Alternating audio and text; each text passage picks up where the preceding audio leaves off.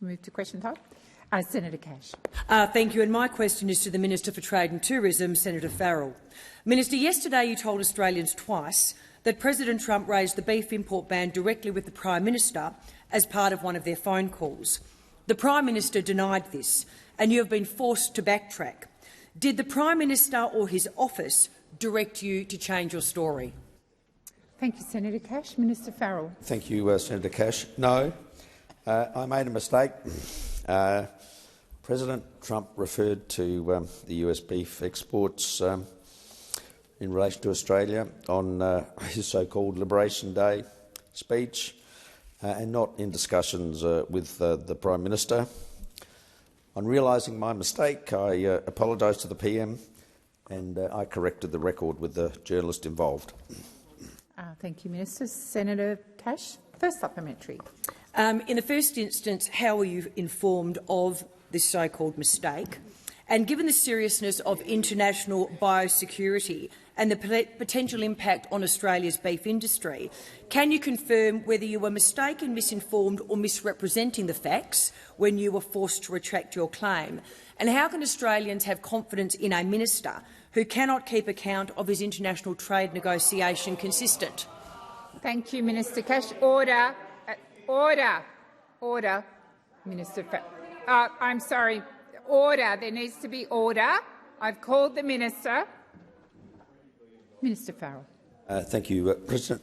Thank you, Senator Cash, for your first supplementary question. Look, you know, one of the things my mum taught me as a child was if you make a mistake, own up straight away. That's what I did. What do you do when you make a mistake, Senator Cash? Thank you, Minister Farrell.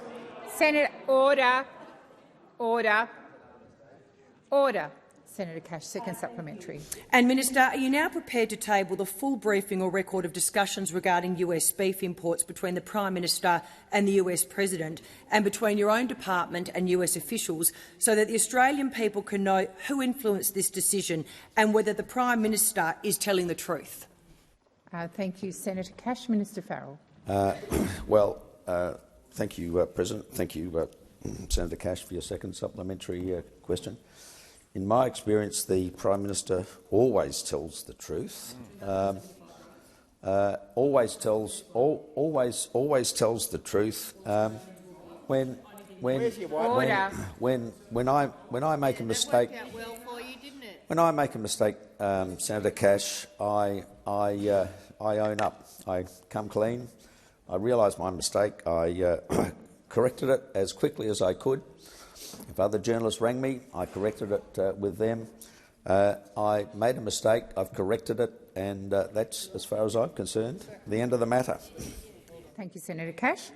Senator Ananda Raja. President, this is not my first speech. My question is to the Minister representing the Prime Minister, Senator Wong. The Albanese Labor government's #1 priority in its first term was addressing cost of living pressures facing Australians. How does the government plan to build on this approach and deliver more cost-of-living relief, in particular by making medicines cheaper? Minister Wong. Can I thank Senator Ananda Raja for that excellent question? I know she knows a lot about the health system and she understands, as all Labor senators do and members, the importance of delivering cost-of-living relief. In 2023, we made the largest cut to the cost of medicines in the history of the pharmaceutical benefits scheme. We brought the maximum price of PBS-listed medicines down from $42.50 to $30 a script, and we did this for all Australians. And Australians have saved more than $1 billion thanks to our pledge to make medicines cheaper, and now we're doing even more. My colleague, Mr Butler, will introduce legislation this week to cap the cost of a PBS prescription at $25 a script and continue the freeze for pensioners and concession card holders at $7.70 until the end of the decade. So this government, having already made the largest reduction in the price of medicines in the 75-year history of the PBS, is now delivering a further election commitment delivering more cost of living relief to Australians and in particular to pensioners, because we on this side believe that no Australian should have to skip the medicines their doctor says they need just because they can't afford it. Now, President, we all remember how those opposite responded to the Albanese Labor government's implementation of cheaper medicines. We all remember what they did. Can we remember? They opposed it. They've opposed it all. They voted against cheaper medicines for Australians. They voted against more money in the pocket of Australians. They voted over and over again against cost of living relief for Australians. They still haven't listened and they still haven't learned. Thank you, Minister. Senator Ananda Raja, first supplementary. Thank you, President. During its first term and throughout the recent election campaign, the Albanese Labor government pledged to support Australians with the cost of living by helping them earn more and keep more of what they earn. The government has advocated for 4 increases to the minimum wage since coming to office, and minimum wages increased by a further 3.5% on the 1st of July. Why can Australians only trust Labor to help them earn more and keep more of what they earn? Thank you, Senator Ananda Raja. Minister Wong. Thank you, Senator. And what I would say, President, that Australia is this, that Australians can trust the Albanese Labor government to help them earn more and keep more of what they earn, because that is what we have done. That is what we have done. We see wages growing and the government has delivered tax cuts for every Australian taxpayer. Every Australian taxpayer. And we're building on that progress. Last week, the Minister for Industrial Relations introduced a bill in the House to protect, Senator Cash, you'll like this, the penalty rates. The penalty rates and overtime rates of award-reliant workers. Now, we know these last 3 years have been difficult for many hard-working Australians, and we also know that low wages were a deliberate design feature of the Coalition's economic policy. Unlike them, we have advocated every single year since coming to government for increases to the minimum wage for almost 3 million workers, and as a result, they are better off over $9,000. Senator Ananda Raja, second supplementary. The Albanese Labor government is committed to continuing to deliver responsible cost of living relief that helps Australians. How is the government building on its first term cost of living relief measures to provide even more relief for Australians? Thank you, Senator Ananda Raja. Minister Wong. Thank you, Senator Ananda Raja. Well, the government introduced legislation, as you know, to cut student debts by 20%, a change that will benefit 3 million Australians and will make HECS repayments fairer, benefiting millions more students in the years to come, people who are not even at university as yet. The government's increased paid parental leave to 24 weeks. We've increased family and income, individual and family income limits so more Australians can benefit, and superannuation will now be paid on all government-paid parental leave. We've also introduced the Commonwealth prac payment for students in crucial fields like nursing, midwifery, teaching and social work to take pressure off when they are flat out doing prac placements while trying to pay the bills. And we're supporting tradies, supporting new tradies who take up apprenticeships in housing construction, who will receive $10,000 incentive payments on top of their wages. What is clear from the last term and from the approach this term? Labor is for cost of living relief. Thank you, Minister. The Liberals are for higher taxes. Has expired. Senator Colbeck. Thank you, President. My question is to the Minister for Early Childhood Education, Senator Walsh. Addison's family daycare, located in Latrobe, currently supports 50 children from 37 families operating as a multi-educator family daycare service. 2 services operating out of 2 different divided facilities on one site and have done so for over 15 years. An arbitrary review of regulations by your department will mean that these 37 families and 50 children will no longer have access to a multi-educator family daycare if this is no longer permitted. Why is the government, Minister, closing family daycare services for these 50 children and 37 families when access to service in the Latrobe area is so limited and the waiting time for places is over 1 year? Thank you, Senator Colbeck. Minister Walsh. Thank you, Senator Colbeck. I'm not familiar with the case that you've raised with me. I think a family daycare provider in, I think you said, the Latrobe Valley, and I think you said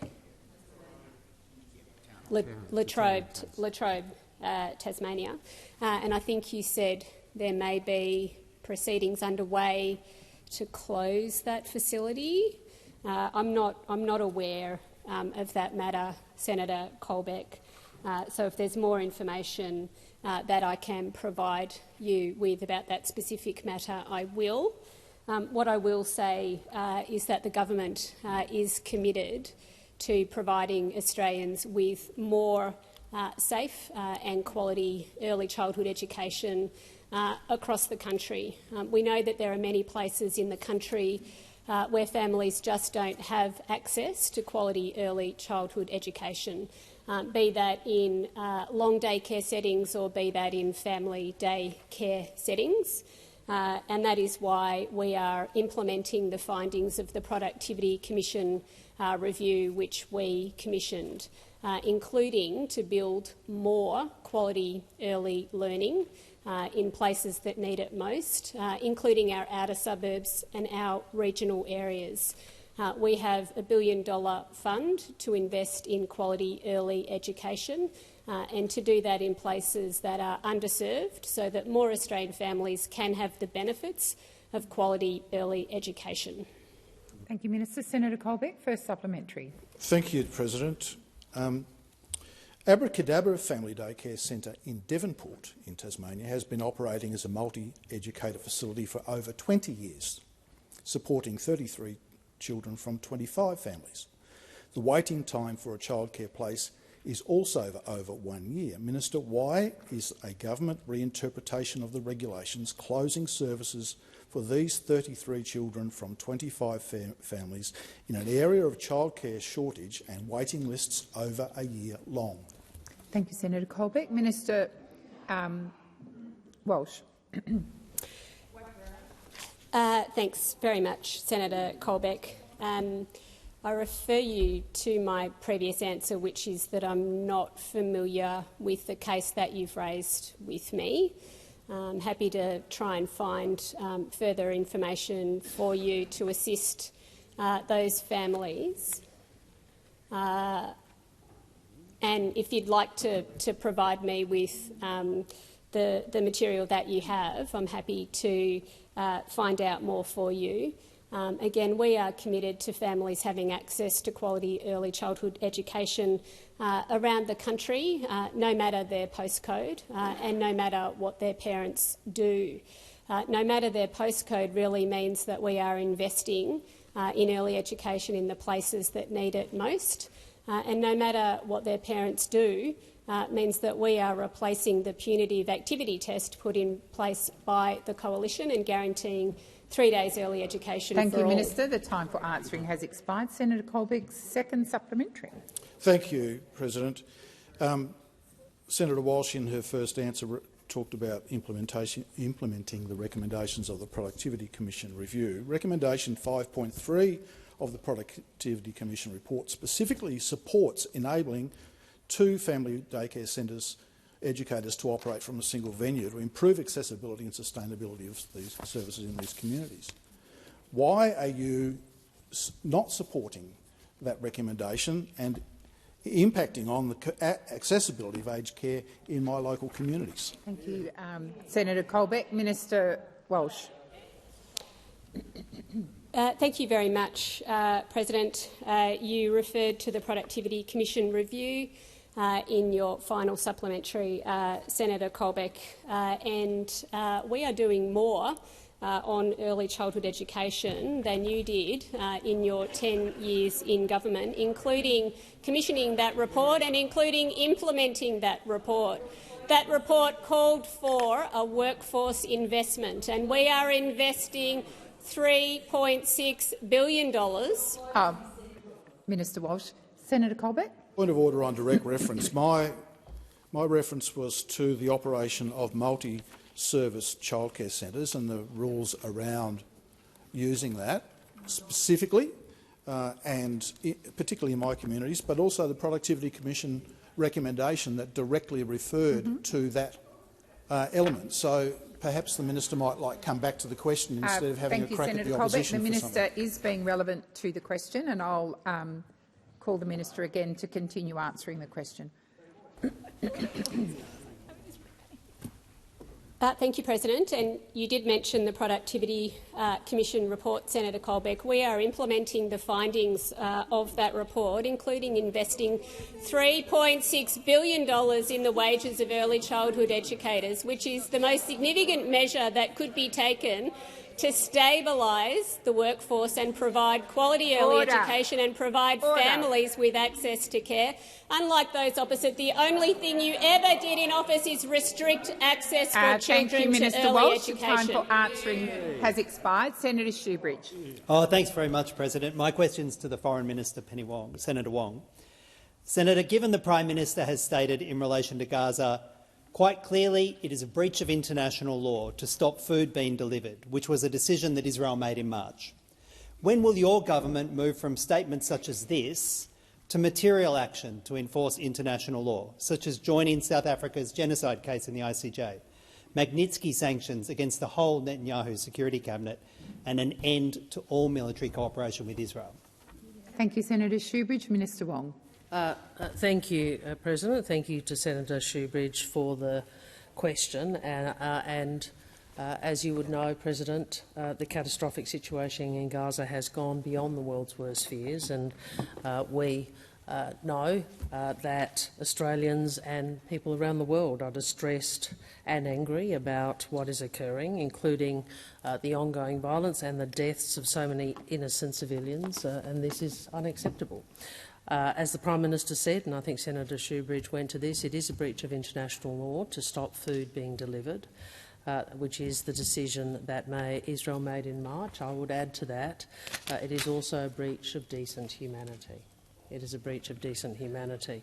Now, it is the case that Australia is not a central player, but we do add our voice to the calls from the international community, and Senator Shoebridge would be aware I joined, as Foreign Minister, a statement from what was then, I think, 27 other countries. Since then, others have added themselves to that statement, and that is a good thing. Together with partners, we have called for all parties to abide by international humanitarian law. Together with partners, we have condemned the denial of aid, the killing of civilians. Together with partners, we have been part of the international call for ceasefire and hostage deal, and we remain unequivocal in our condemnation of Hamas. We have also, as you would be aware, we do not provide weapons to Israel and have not for 5 years since this conflict began. We have sanctioned extremist settler entities and individuals, and we have sanctioned members of the Netanyahu government for the human rights abuses of Palestinians. And we've called on Israel to abide by the decisions and findings of the International Court of Justice. Thank you, Minister. Senator Shoebridge, first supplementary. Thank you, Minister. Given you have repeatedly stated that the Australian government has full knowledge of concurrence of what happens at Pine Gap, what steps have you taken to ensure the joint US-Australian spy facility at Pine Gap is not being used to assist the Israeli military in its breaches of international law as identified? Senator Watt. Order, President. I don't really see how that's relevant to the primary question that Senator Shoebridge asked. Thank you. I'll seek some advice on that.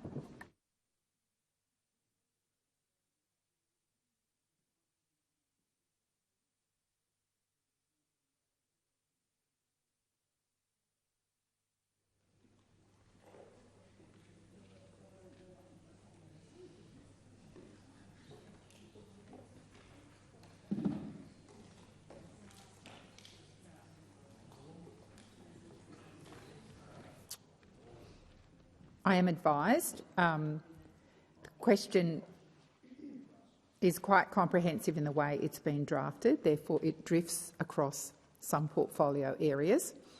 But as a supplementary question, it does also contain some references to the primary question. So I'm going to invite the Minister to answer the question which relates specifically to her portfolio matters. Minister Wong. Well, thank you. I understand that the Greens are desperate to try and gain domestic political traction from this conflict, and so desperate that they would make the assertions that are being made, which are not responsible and are inaccurate. Senator Shoebridge, I think we all understand some of the political tactics, including by the opposition in relation to this conflict. I think most Australians are appalled by what they see, but also recognise that they don't want the conflict reproduced here by people making inaccurate statements like the one you just made. I believe the Minister has concluded her answer, Senator Shoebridge, so I'm going to invite you to ask your second supplementary. Sure. President, Foreign Minister, noting those answers, recently leaked flight manifests reported in Declassified Australia have shown that the Royal Australian Air Force earlier this month facilitated the transfer of F-35 fighter jet parts to Israel. Will you, Minister, stop this from happening again? Minister Wong. Senator, I again say to you, I have said in this place, and so has the Prime Minister in the other place, we are not supplying weapons or ammunition to Israel. We have not done so since the Hamas-Israel conflict began, and for at least the past 5 years. I know that will not stop you from spreading misinformation about the long-standing— Minister Wong, please resume your seat. Senator Shoebridge. President, this question is about flight manifests that show the RAAF transfer, and the Minister is not being relevant. Deliberately personal, but not relevant. Senator Shoebridge, I'm assuming you are raising a point of order. You need to say that when you stand, not just begin reiterating the question. So I understand it's a point. Is it a point of order? Point of order, President. Relevance. The question is about the Senator flight Shoebridge, manifests. you do not need to repeat the question. Thank you. Please resume your seat. Senator Wong, the Minister is being relevant to your question. Senator Wong, please continue. I think everyone watching this will see that the Australian Greens political party are desperate to try and play domestic politics with this dreadful conflict. And, shame on you. Shame on you. I have explained to you multiple times, and yet despite that you continue to spread misinformation. We are part of the long-standing F-35 consortium. It is essential to our sovereign defence capability and manufacture. You're going to keep shouting at me? Is that how you deal with things? Would you like me to sit down? Order. I've asked you to come to order 3 times, Senator Shoebridge. Minister, please continue. The F-35, as part of the global F-35 supply chain, we contribute components and parts that are non-lethal in nature. Thank you, Minister. The time for answering has expired. Senator Grogan. Thank you, President. My question is to the Minister representing the Minister for Education, Senator Walsh. The Albanese Labor government went to the election promising to cut student debt by 20%. We said it would be the first bill that we introduced this term. Can the Minister explain why it is so important to reduce HECS debt for our young Australians, and more broadly, how will Australians benefit from the government's higher education policies? Thank you, Senator Grogan. Minister Walsh. Thank you very much, Senator Grogan. And yes, I can. And I know your deep belief that education can change lives. In our last term, we made HECS indexation fairer. And in so doing, we wiped $3 billion in student debt for the more than 3 million Australians with a HECS debt. But that was just the beginning. Young people rightly told us that their debts were too large. And that's why we went to the election with a promise to cut student debt by 20%.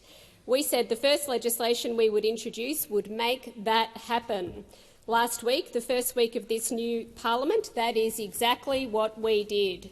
And this week we have the chance to make it law.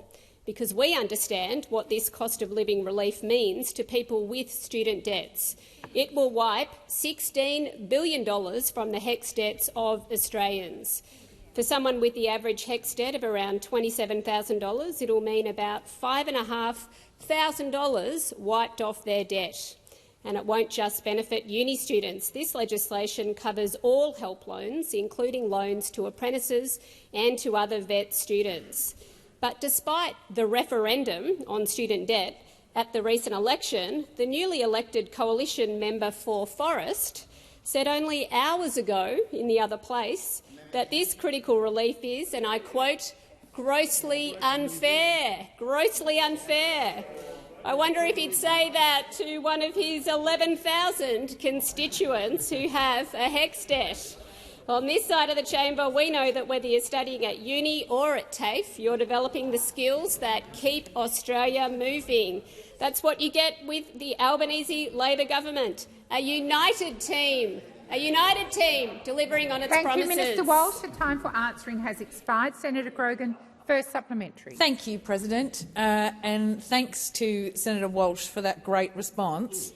The Albanese Labor government is making changes to HECS to wipe student debt, which is great to see, and changes to the thresholds of when young Australians start paying off their HECS debt. Could the minister please outline how are these changes delivering a fairer HECS system for current and for future students? Thank you, Senator Grogan. Minister Walsh. Thank you, President. Well, our legislation before the parliament also makes HECS repayments fairer. We are putting money back in the pockets of people who are just getting started in life. We are a united team focused on delivering these reforms. And if only the same could be said of those opposite. The opposition leader had indicated they were ready to support reforms to HECS. But now it seems that Senator Henderson, has appointed herself the shadow Minister for Education. Senator Henderson, she couldn't get her policies up before the election and now barely into the second sitting week. And Senator Henderson's doing the numbers from the back bench. And it seems that she's having some success. The member for Forrest also said this morning, and I quote, "I welcome Senator Henderson's proposal today to amend the bill. So while you tear yourselves apart, we will build a fairer Australia." Has expired. Order. Order. Senator Watt. Senator Grogan, second supplementary. Thank you, President. The Albanese Labor government is focused on delivering its commitment to reduce HECS debt and make the system fairer. How important is policy consistency and unity, Senator Walsh, to delivering important reforms like HECS debt relief? Thank you, Senator Grogan. Minister Walsh. Thank you, President. Well, we are indeed fortunate, Senator Grogan, to be a big, united team. United on the things the Australian people sent us here to do, like delivering for students and young people with a clear plan to make HECS fairer. Now, contrast that with the opposition, who are, in week 2, an absolute rabble. The shadow minister and the self-appointed shadow minister are leaking against each other in the press. Minister Walsh, please resume your seat. Order. Order. Order. Order. Senator Henderson. Thank you very much, President. Point of order on direct relevance. Could you please explain why future students are being denied the discount? Senator Henderson, that is not a point of order. Order. Thank you. Senator Walsh, please continue. Thank you, Shadow Minister. But this morning, Senator Hume said you'd expect some jostling and readjustment so we get our policy positions straight. What that is code for, Senator Hume, is chaos. Chaos. And it does raise some questions for the Leader of the Opposition in the Senate. Does she agree with Senator Henderson, Senator Hume and the member for Forrest from her home state? Or will she back Senator Duniam over Senator Henderson? Thank you, Minister Walsh. The time for answering has expired. Order. Order. And Senator Walsh, I remind you to make your comments to the chair. Senator Steele-John. Thank you very much, President. My question is to the Minister representing the Minister for Disability and the National Disability Insurance Scheme.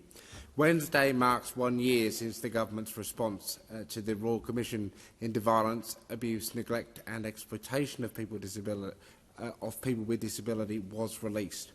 And still there has been no action on key recommendations, meaning disabled people continue to experience violence, abuse, exploitation and neglect at alarming rates. Minister, 1 year on, why have you not legislated for a Disability Rights Act? Thank you, Senator Steele-John. Minister McAllister. Thanks very much, President, and thank you, Senator Steele-John, for the question. Senator Steele-John, I think everyone in this place understands the significance of that Royal Commission, and I would hope that across this chamber we would have shared objectives in terms of protecting the rights of people with disability. And I think that the stories and the courage of the people who spoke with the Disability Royal Commission about their own experiences are a continuing reminder of both some of the things that we must address collectively as a parliament, but also the importance of truly listening to the voices of people with disability. And if you may indulge me, this is my first opportunity to answer a question in question time, having taken on these responsibilities with the government, and it is my firm intention to work as closely as I may with people with disability to understand their perspectives as we work through some of the changes that are required. We are working with the disability community to implement reform, and as part of our initial response, we are investing making a range of investments to safeguard people, to uphold rights and to support inclusion. We also it builds on $3 billion of investments in the last term of Parliament to build a more inclusive Australia. And we do. Minister, please resume your seat. Yes. Senator Steele-John. Thank you, President. On relevance, my question did go to the specific of the Disability Rights Act and why it has not been legislated 1 year on from the release of the government's response. That was part of your questions, Senator Steele-John, and it went to more broadly the results and the outcomes and the evidence of the Royal Commission. Minister McAllister, I'll remind you of the whole question. Please continue. Thanks very much, President. And the government is committed to working on these and other questions, Senator Steele-John, to improve community inclusion, mainstream services and disability supports so that people with disability can get the support that they need and participate on an equal basis. I simply wanted to draw your attention, I think, finally, just in the time available, that we are reporting regularly on implementation progress, and the most recent report was published on the 23rd of December last year.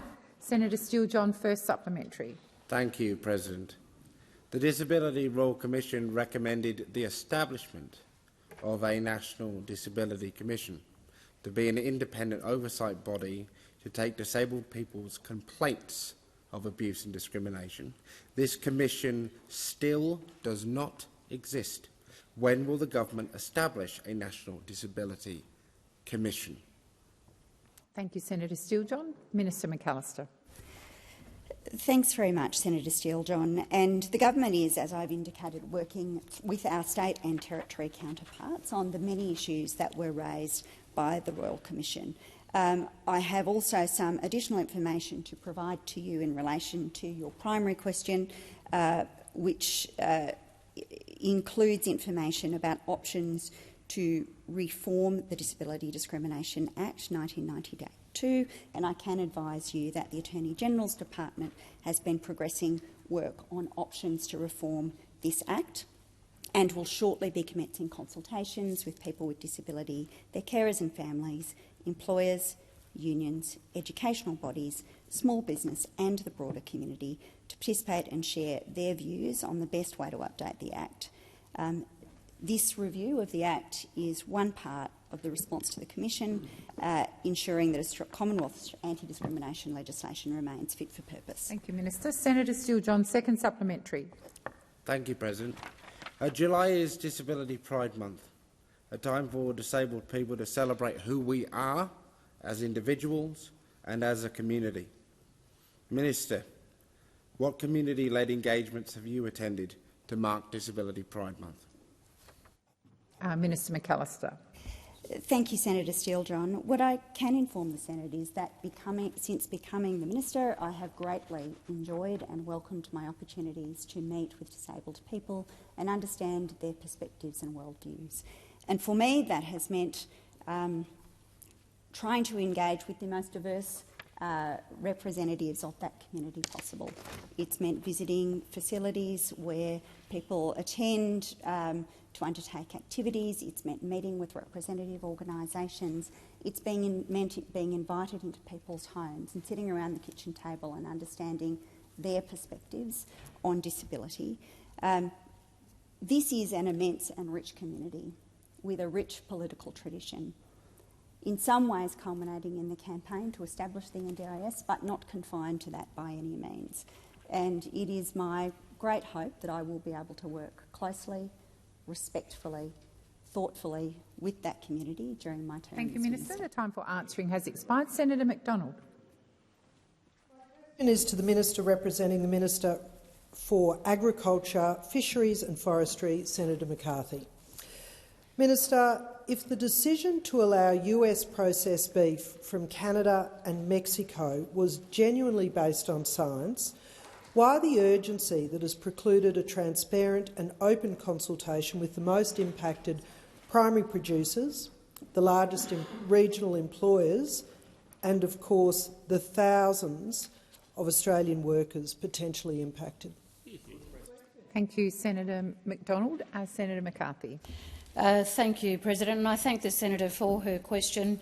And I'm a little surprised by the question, actually, President, given that this was a process that occurred directly under those opposite, and it has been going, for 10 years, President, for 10 years. And I'm not quite sure what it is that the opposition don't understand about this, other than the fact that there is hypocrisy being shown by these questions in regards to science. Yeah, there absolutely is. There absolutely is. This has gone on for nearly a decade, and we know that there has been a process that's been thoroughly done through this.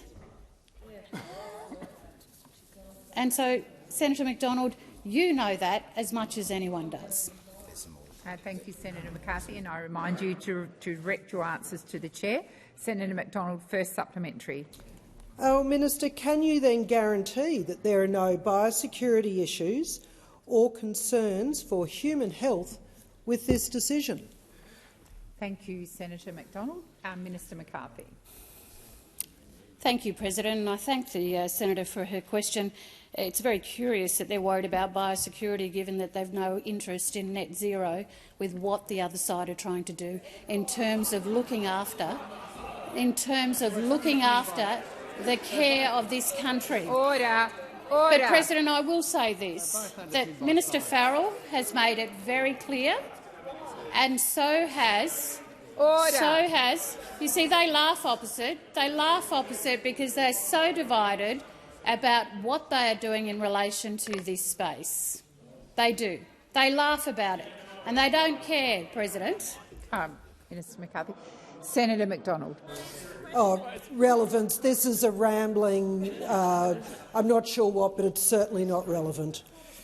The minister is being relevant, and I will continue to listen. Order. Thank you for that, because I am absolutely being relevant. We do care very much about biosecurity. We do know that we have done everything we can in this space, given the mess that you left in underfunding that whole area. That's right. Now, Minister, please resume your seat. Senator Cash. Again, it's relevance. The question was very direct. Can the minister guarantee there are no biosecurity issues or concerns with this decision? Thank you, Senator Cash. Just a moment. Senator McCarthy. Order. I'll make the point to the earlier point of order. If you want your question answered, then don't interject, because the minister is entitled to take those interjections. Secondly, in response to the matter just raised by Senator Cash, the minister is being directly relevant. Minister, please continue. Thank you, President. Well, we certainly are not compromising on biosecurity, President. Thank you, Minister. Senator McDonald, second supplementary. Minister, will you support a transparent and honest inquiry into the decision on US beef processed beef Order. from Mexico and Canada?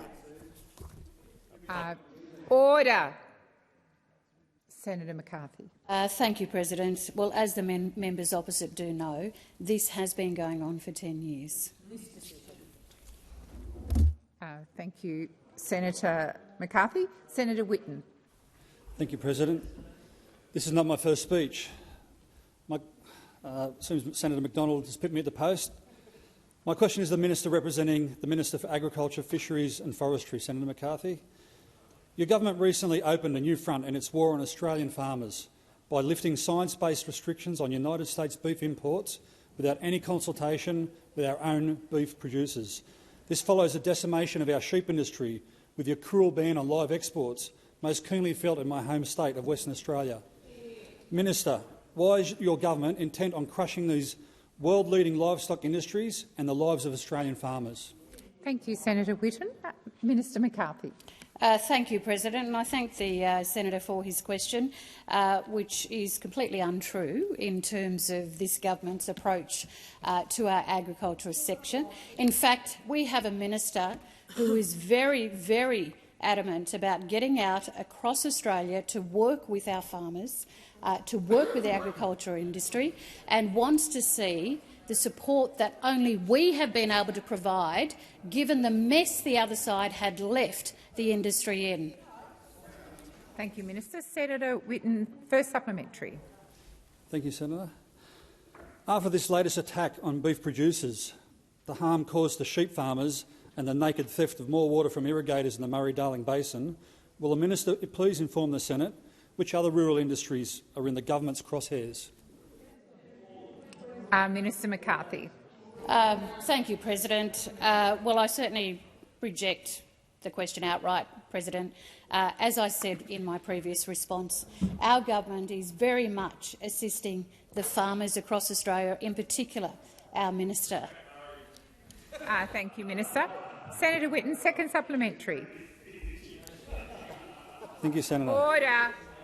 Order. Food imported into Australia is usually subject to strict labelling requirements, so Australians can choose the better, safer, cleaner food produced locally. What measures will your government take to ensure Australians know the true origins of beef imported from the US but sourced from countries with known biosecurity health risks? Thank you, Senator Whitten. Minister McCarthy. Thank you, President. And as I have said in this answer and in previously, we are not compromising on any biosecurity, Senator. No, it's not. It comes in line with an assumption that's absolutely incorrect, that we are not doing our jobs when we are.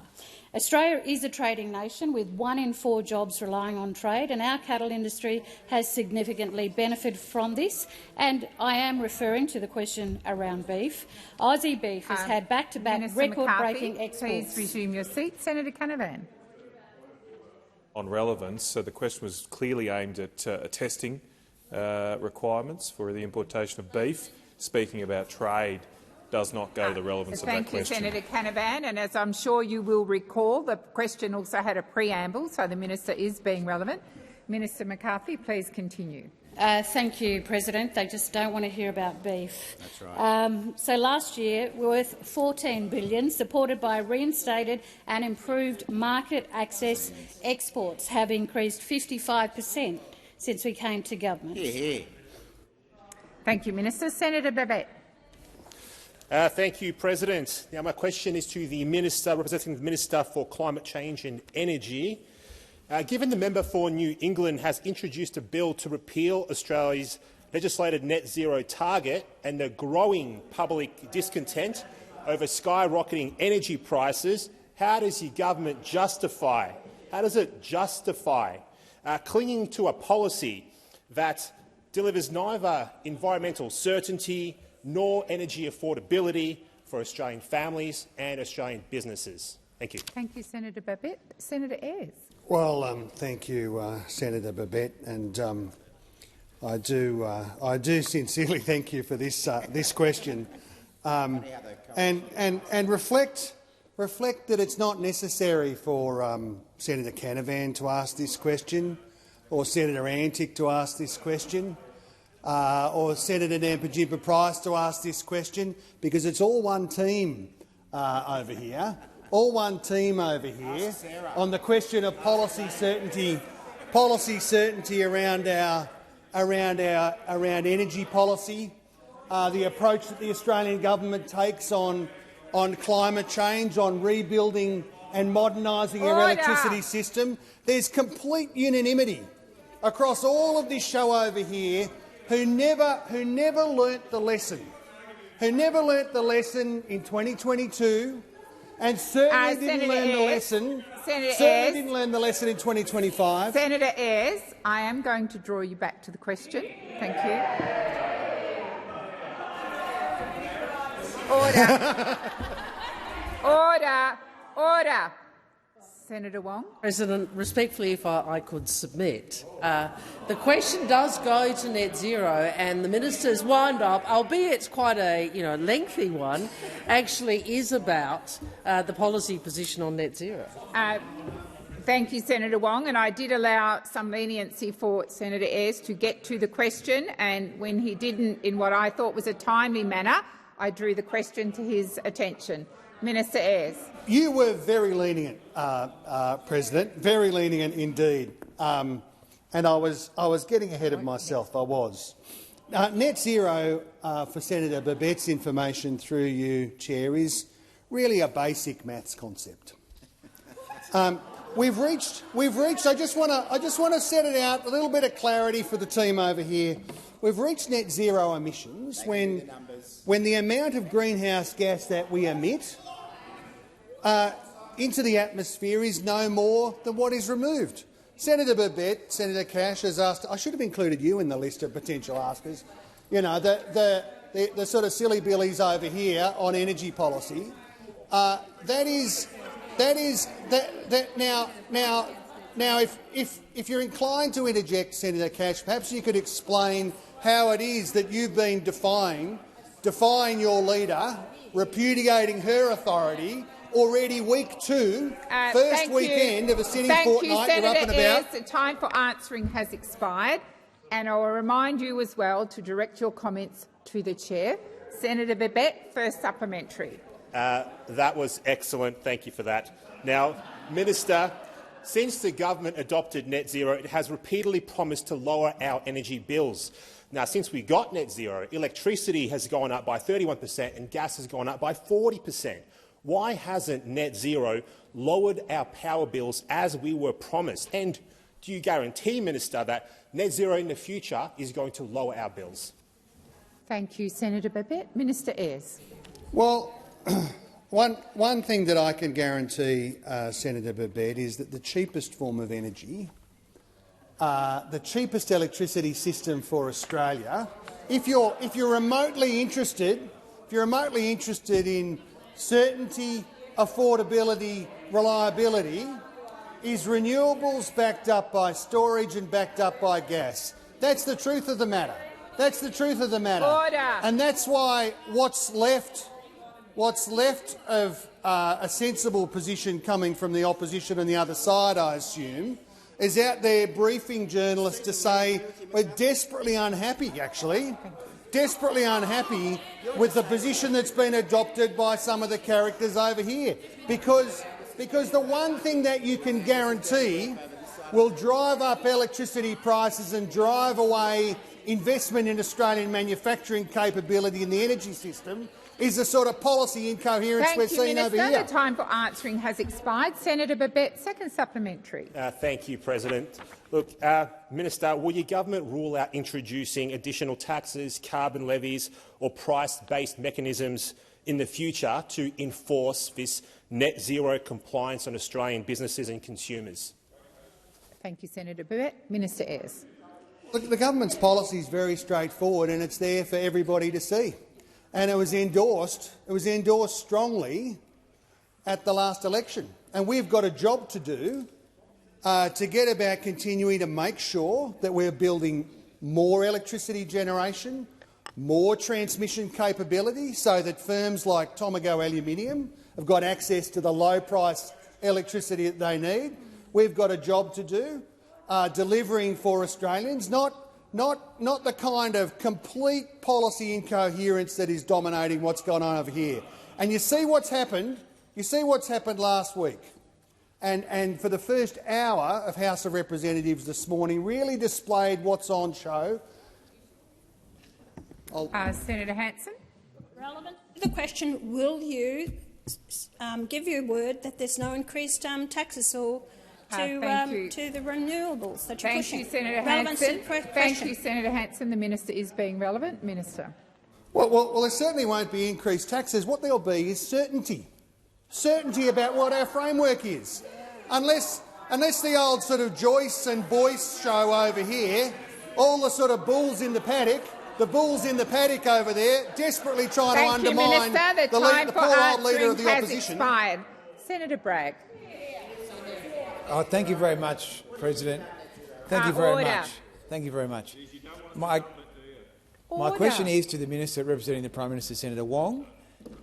On Saturday, the CFMEU announced that it would expand operations in New South Wales.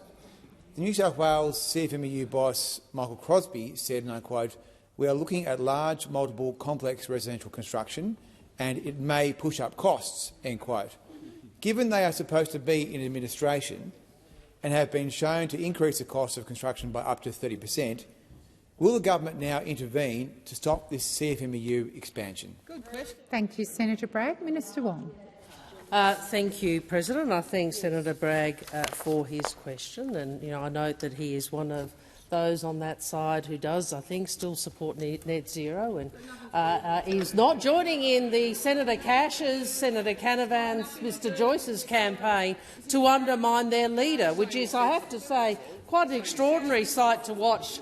But, Senator Bragg, I will come to your question.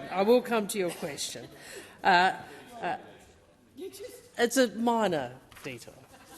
It's only a minor detour, to be fair. You wouldn't be. I was not aware, Senator, and I will get further information of the details of everything you have outlined. Obviously, we had Auckland over the weekend, and I was engaged primarily on other matters. You would be. Because I never know how to answer anything, Senator. That's right. What I would say to you, Senator, and I'll see if I can get some further information specifically on New South Wales. As you would know, we have made our position in relation to the CFMEU clear.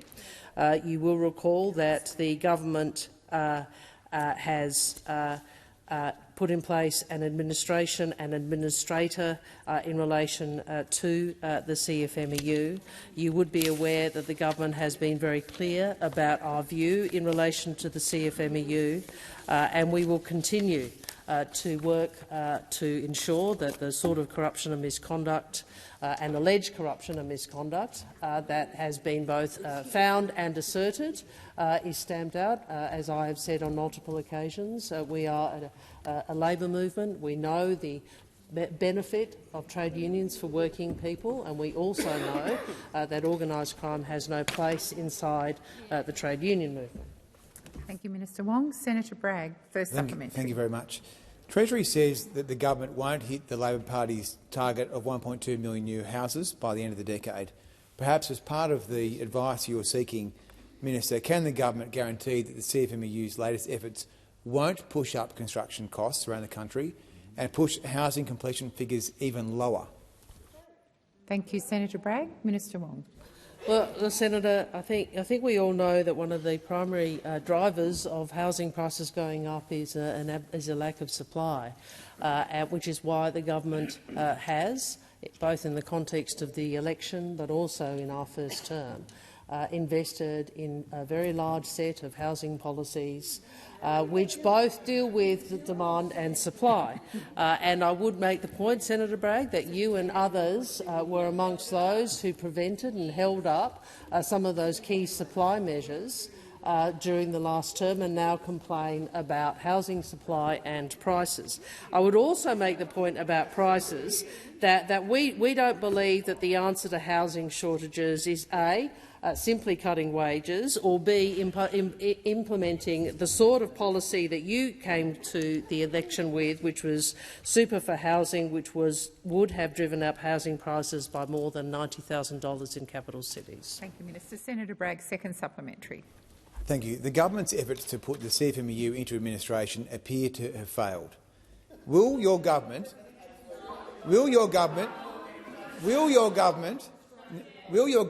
now consider supporting the Coalition's Housing Investment Probity Bill, which will ban CFMEU involvement in all Housing Australia Future Fund projects? Thank you, Senator Bragg. Minister Wong. Well, I reject. Thank you, President. Well, I reject the proposition that Senator Bragg puts. He makes an assertion about the government's actions in relation to the CFMEU. And I again say in this case, we have taken the strongest possible action by placing the CFMEU into administration. That is the fact. That is the fact.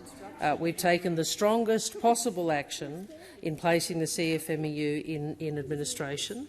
The administrator, I understand, has terminated already a number of officials involved in some of the behaviour that was reported, and the reported behaviour was unacceptable. And the administrator is placing. Well, I know you don't want to listen to this, Senator Cash, but we are actually doing the work of putting that union into administration in order to clean it up because that is the right thing to do for working people and for the economy. The time for answering has expired. Senator Ghosh. Thank you, President. My question is to the Minister representing the Minister for Climate Change and Energy, Senator Ayres. In May this year, the Albanese Labor government was re-elected with a mandate to keep acting on climate change and keep delivering an affordable and cleaner energy system. One of the signature measures was Labor's commitment to deliver cheaper home batteries to bring down electricity costs for Australian households. What progress has the government made on this commitment and its broader work in delivering a new and affordable energy system? Thank you, Senator Ghosh. Senator Ayres. Thanks, President. Senator Ghosh, thank you very much for that question. We have made quite a bit of progress indeed. The reducing the cost of household batteries policy that was endorsed by the people of Australia in the last election is building on Australia's success with rooftop solar. Now, indeed, from 1 July, we are implementing cheaper home batteries, and over 15,000 Australian households across the country have taken up those batteries since July 1. 28 days, 15,000 Australian households already. That's 536 households every single day signing up, buying batteries, delivering cheaper prices for them and doing a lot of work to stabilise our electricity grid. It slashes the price of a battery, Senator McDonald talks about cost, by 30%, and for many of those households will bring down their energy bills by up to 90%. Tens of thousands of people in electorates like Gilmore, where 214 Australian households have taken advantage of the scheme. Macquarie, where 200 Australian households, in the seat of Hunter, 197 Australian households taken up this offer and delivered cheaper power for themselves and cheaper batteries for their households. In Flinders, 109. In the seat of Wright, 238. In Western Australia, where Senator Cash was indulging a sort of right-wing ideological frolic over the weekend, the seats of Mayo, Tangney, all lead their states. Tangney, Thank you. Well, Senator, the time for the Labor has seat expired. Thank you, Senator Ayres. Senator Ayres, resume your seat. Order. Order. Order. I have Senator Ghosh on his feet. Order. Senator Ghosh, I haven't called you yet. I'm still waiting for order. Senator Ghosh, first supplementary. Investment in energy infrastructure is key to delivering clean and affordable power to households and businesses. Minister, what progress has been made on delivering renewable energy investment and deployment? Thank you, Senator Ghosh. Minister Ayres. Well, you're right, Senator Ghosh, that cheaper home batteries doesn't just deliver benefits for those Australian households, 15,000 already, who've taken advantage of the scheme. It also delivers system-wide benefits. And it's not the only Albanese government policy on the electricity system that is breaking records. Our policies across the economy are helping drive down emissions and deliver on our targets with a record renewable uptake. Energy and industrial emissions lower than when we came to government, with policies like the safeguard reforms, capacity investment scheme and the cheaper home batteries program helping turn around a decade of denial and neglect that drove disinvestment, less Australian jobs, more Australian jobs flooding offshore because of the policy incoherence that was on display in the Morrison period and is back on display here in Canberra right now. The time for answering has expired. Senator Ghosh, second supplementary. Thank you, President. During the election campaign, the Albanese Labor government made meeting our climate goals and delivering investment in cheap and clean energy a key pillar of the pitch to the Australian people. Why is it necessary to provide clear signals to the market about the policy approach to this issue, and what are the risks if clear signals are not sent? Thank you, Senator Ghosh. Minister Ayres. Well, I thank Senator Ghosh for that question, because policy certainty actually matters. It actually matters. It gives business the confidence to invest. This government is giving the market the signals that it requires to deliver and move ahead with major energy infrastructure projects that provide clean power and affordable power for Australians. But what signal is being provided by those opposite? Senator Patterson, who knows that the opposition is in chaos, but argues, interestingly for a senator, that they are also irrelevant. He said, "Our position on this issue is academic. We are in opposition."